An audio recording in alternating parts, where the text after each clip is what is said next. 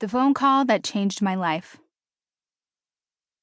I woke up from an uncomfortable sleep to the sound of my cell phone ringing. It was December 28th, and I had fallen asleep downstairs in my parents' bedroom while watching a movie with my mom. I didn't usually sleep in my parents' bed, but my mother had wanted me to sleep with her that night. She was worried about me because lately I had turned from a confident social butterfly into a quiet, sad, and lonely girl. I was torn between letting it go and picking it up.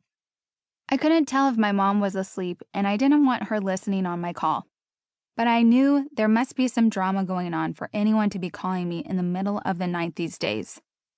I had distanced myself from my usual crowd of friends, trying not to get caught up in immature gossip or going out late at night.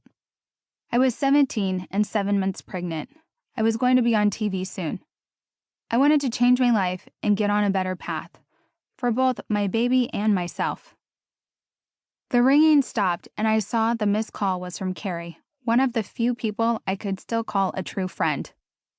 The last couple of times we had talked, it was about boyfriend problems, but it had been a while. There was no message, so I figured she was calling to tell me that she'd seen Derek, my ex, flirting with some girl at a party. He and I had played that game, flirting in public, knowing word would get back, just to make the other jealous. It was 3 a.m., and I was too tired to hear about his latest flirtation, so I went back to sleep.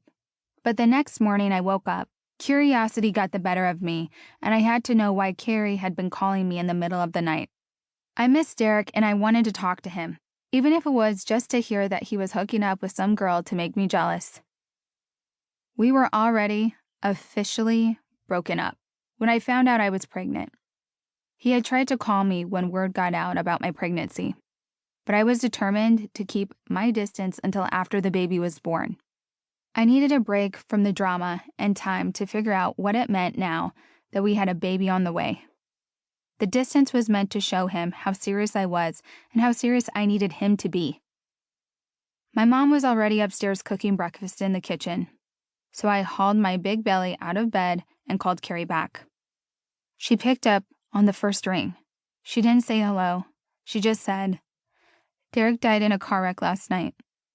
I don't remember much else about the conversation. What I said, what she said. I only remember that one sentence. I can still hear her saying it, even now, years later. Derek died in a car wreck last night. I got off the phone and I tried to calm down, but my mind was racing. Derek was the father of my baby I was carrying inside me. He was my first love, my only true love. We hadn't spoken in more than 2 months, but I had still believed we had a future together, me, him, and our baby, as one happy family. It's every teenage girl's dream, right? You meet a boy, you fall in love, and then one day you have a family and grow old together, happily ever after, till death do us part. Now Derek was gone forever, and so was my happy ending. At breakfast, I sat quietly, trying not to choke on my cereal.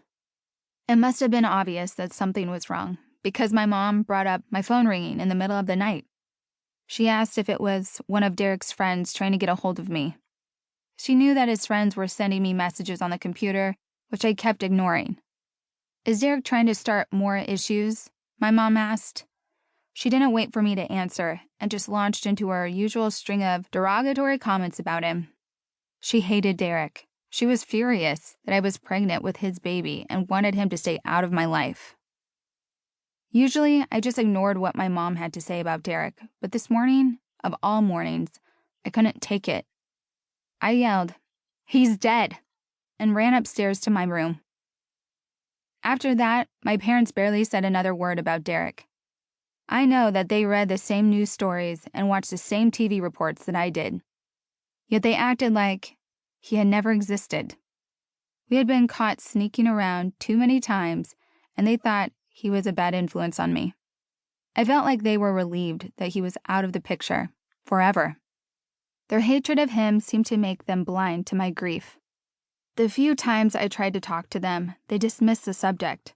My mom would say, "Some things happen for a reason. Maybe him not being here is better for you and your baby."